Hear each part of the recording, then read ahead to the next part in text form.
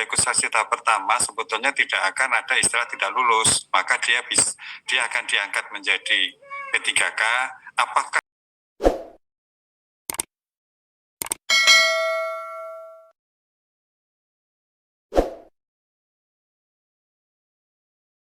MA Pak Aba kaitannya dengan kebijakan pemerintah untuk penyelesaian dan penataan tenaga non-ASN yang ada di dalam database. Jadi sekali lagi kami garis bawahi, prioritas pertama kita saat ini adalah mereka yang ada di dalam database.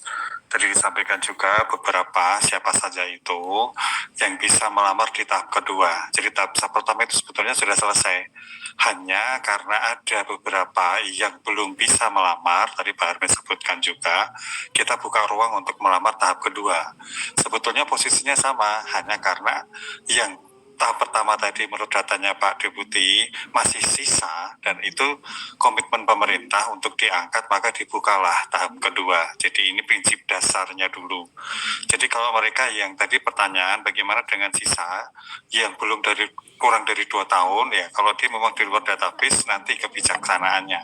Karena Pak Abad tadi juga tidak menyebutkan untuk yang prioritas yang ketiga, tapi semuanya tetap yang harus dijadikan prioritas itu adalah ada yang di dalam database, ada yang tenaga honorer K2, ada yang 1,7, ada yang belum mendaftar ke database, kemudian ada yang tidak bisa mendaftar karena formasinya nggak ada yang sudah mendaftar CPNS tapi tidak lulus, tapi tidak bisa mendaftar karena kena peraturan Menpan RP. Itu semuanya sudah diatur di dalam 3 kebijakan yang sudah ditangani oleh Bu Menteri.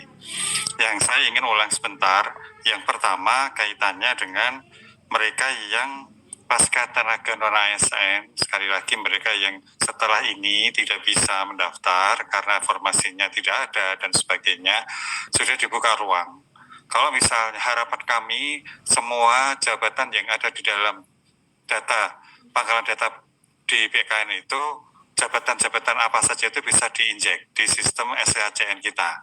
Sehingga tidak ada lagi sebetulnya isu mereka tidak bisa mendaftar karena tidak ada formasi. Namun demikian, andai kata memang terpaksanya tidak ada, sudah disediakan 4 formasi tampungan. Sehingga nanti yang penting daftar dulu, masuk dulu, kemudian dia ikut seleksi, dan tidak ada istilah tidak lulus, karena memang semuanya kita komitmen untuk diangkat menjadi pegawai P3K. Hanya apakah dia pegawai P3K penuh waktu atau paruh waktu, sesuai yang disampaikan oleh Pak Aba tadi. Yang pertama, karena mungkin formasi yang diajukan oleh instansi itu beda dengan yang ditetapkan, mengingat alasan anggaran, maka yang pasti mereka yang sesuai dengan jumlah formasi berdasarkan penetapan ranking itulah yang akan diangkat menjadi penuh waktu. Sisanya dia akan diangkat menjadi paruh waktu. Ini yang penting bagi semuanya. Paruh waktu tadi disampaikan juga oleh Pak Aba. Khususnya mereka yang selama ini jadi isu nasional sudah ikut seleksi CPNS, tetapi dia dinyatakan tidak lulus. Tidak lulus itu karena dia sudah ikut SKD tidak lulus, atau SKD lulus tetapi SKB-nya tidak lulus sehingga tidak bisa diangkat, maka yang bersangkutan itu tidak wajib ikut seleksi tahap kedua. Nanti hanya diangkat menjadi tenaga honorer paruh waktu. Tapi kalau misalnya dia mendaftar CPNS, belum sempat seleksi karena TMS pada waktu seleksi administrasi diberikan kesempatan untuk ikut seleksi tahap kedua. Jadi prinsipnya tidak bisa mereka mendaftar itu 2 tempat, yaitu untuk ketika kamu PNS berdasarkan Permenpan 6 tahun 2024. Termasuk tadi ada pertanyaan bagaimana dengan jabatan pegawai atau petugas irigasi, ya. Moga-moga kalau misalnya di situ ada, ya daftar aja di situ, formasinya ada. Tapi kalau sampai tidak ada, kembali lagi ke jabatan tampungan. Sehingga tampungan ini harapannya bisa mengakomodir semuanya yang ada di dalam database BKN dan tidak ada alasan lagi tidak bisa mendaftar karena tidak ada formasi. Tapi yang saya hormati, kaitannya dengan nanti secara teknis dari Kalimantan, dari Kota Waringin Barat, ada beberapa yang tadi salah milih formasi.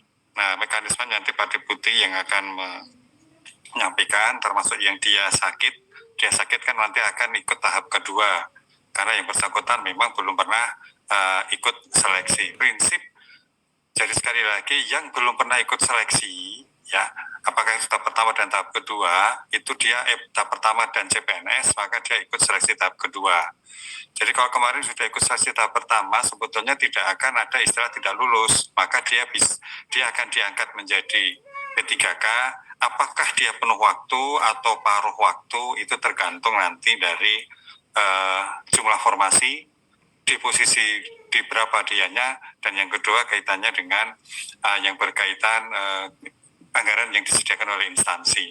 Nah, tadi juga disampaikan oleh Pak Aba, kaitannya dengan mereka yang nantinya akan diangkat menjadi P3K paruh waktu, apabila yang bersangkutan itu ternyata memenuhi syarat untuk diangkat menjadi penuh waktu, dia akan diangkat menjadi penuh waktu.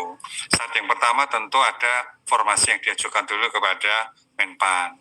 Yang kedua, kinerjanya tentunya sangat baik sehingga dia layak untuk diangkat menjadi P3K penuh waktu. Dan yang ketiga, tentu ketersediaan anggaran sehingga yang bersangkutan itu oleh instansi memang dimungkinkan untuk diangkat menjadi P3K penuh waktu.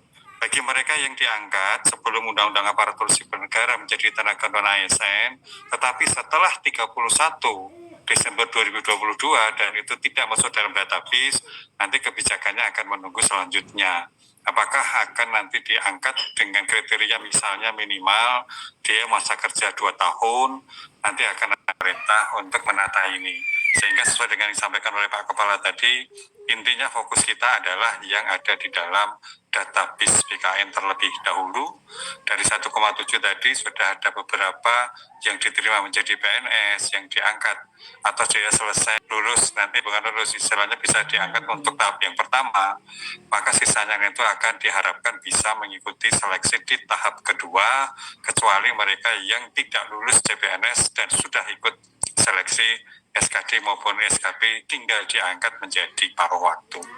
Itu tambahan kami Pak Kepala, kami kembalikan ke beliau. Terima kasih Pak Waka. Selanjutnya Aba, ada yang ingin direspon, kami persilakan. Ya, baik. Terima kasih Pak Kepala, Pak Waka, Bapak Ibu sekalian. Jadi yang pertama tadi yang masuk ke perisalah sudah jelas ya. Jadi kalau 7 ada 12 sesuai peringkat, nanti yang sisanya itu paruh waktu. Tapi ini pun bagi mereka sebagaimana disampaikan Pak Waka tadi, basis kita semuanya nih dari diskusi kita ini kita bicara tentang yang di dalam database BKN ya. Kemudian tadi yang kurang 2 tahun ya dia tidak memenuhi syarat, berarti sekali lagi fokus kita adalah ke yang database BKN ya. Tadi juga sudah disampaikan ya. Kemudian tadi yang tidak bisa mendaftar gitu ya, yang tidak bisa mendaftar kalau sepanjang dia dalam database BKN karena hal-hal yang disampaikan oleh Pak Waka tadi, karena TMS dan sebagainya belum mendaftar dan sebagainya gitu ya. Itu kita buka ya setelah ini. Jadi dari kebijakan